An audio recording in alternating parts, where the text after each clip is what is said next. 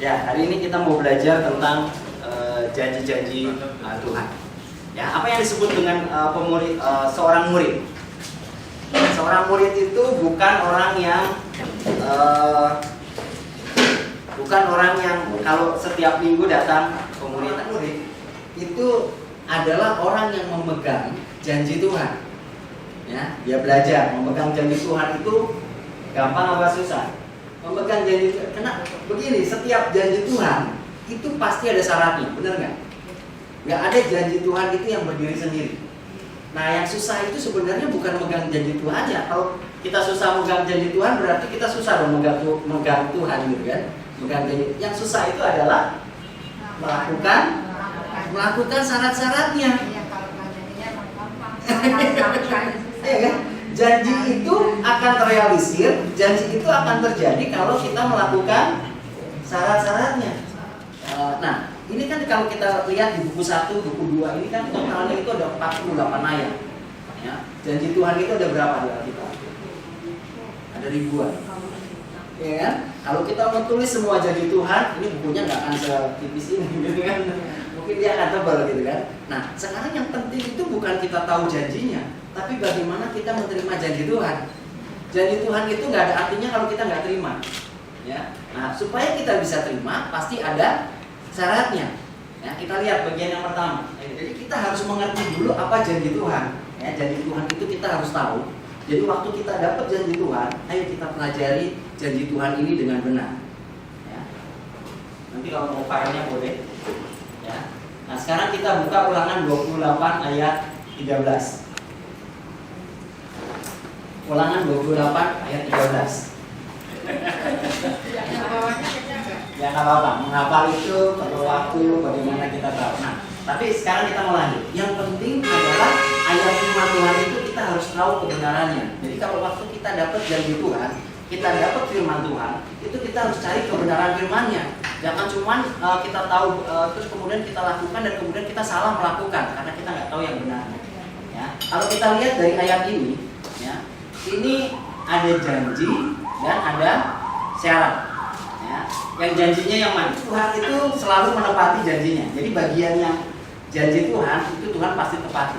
Tapi ada syarat-syaratnya. Nah, yang harus kita lakukan atau kita terima itu adalah janji Tuhannya atau syaratnya. Mana yang lebih dulu? Artinya syaratnya dulu. Syaratnya kita lakukan, baru kita terima janji Tuhan. Nah, pegang prinsip ini. Seorang murid adalah orang yang pegang janji Tuhan, tapi waktu memegang janji Tuhan itu melakukan syarat-syaratnya, bukan melakukan janjinya Tuhan, ya kan? Nah, waktu kita melakukan syarat-syaratnya, itu janji Tuhan pasti digenapi. Nah, ini yang banyak salah. Ya, banyak orang yang selalu memegang janjinya Tuhan. Ya, Tuhan bilang Tuhan akan angkat saya jadi kepala bukan ekor, tapi hanya sampai di situ. Ya Tuhan bilang memang iya gitu kan. Nanti Tuhan kok saya nggak diangkat-angkat jadi kepala, bukannya janji Tuhan angkat saya jadi kepala. Iya itu janji saya kan, benar kan? Tapi kan ada syaratnya.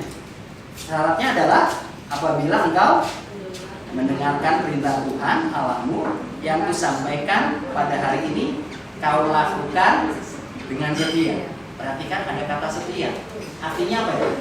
Firman perintah Tuhan, apa yang kita dapat hari ini kita lakukan dengan setia. Setia itu kan berarti berulang-ulang. Ya, setia itu bukan hanya sekali lakukan. Kalau dibilang kamu harus mengampuni, misalnya hari ini dapat firman Tuhan tentang pengampunan, kita mengampuni dia. Bukan berarti saya sudah kemarin sudah mengampuni, tapi kan dia buat salah lagi. Ya kan kemarin saya sudah mengampuni, ya udah nggak selesai, ya kan? Dan janji Tuhan nggak akan kita pernah terima. Karena itu selalu dibilang dilakukan dengan setia. Nah, kita harus pelajari. Nah, waktu kita dapat janji Tuhan, misalnya kita dapat Ulangan 28 ayat 13, kita harus cari tahu dulu latar belakangnya apa. Ya kan? Ini yang nulis siapa kitab Ulangan? Musa. Yang nulis Musa. Kapan Musa itu nulis?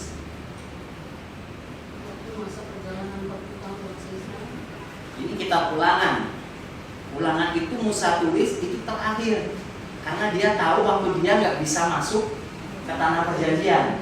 Ada janji. Nah, yang bisa masuk itu siapa? Yosua dan Kaleb. Hanya 2 orang Yang keluar dari tanah Mesir, yang terima janji Tuhan, yang masuk ke tanah perjanjian itu hanya 2 orang, Yosua dan Kaleb. Kemana 600.000 orang yang lainnya? Mereka mati semua di jalan. Ya. Dan Musa ini termasuk yang terakhir mati, ya kan? Dia sampai di air. Nah, kitab Ulangan ini ditulis hanya dalam waktu 1 bulan. 1 bulan sebelum Musa mati. Ya, begitu Musa mati, kepemimpinan digantikan oleh Yosua, dan kemudian mereka masuk ke tanah perjanjian, ya, ke tanah perjanjian, terima janji Tuhan.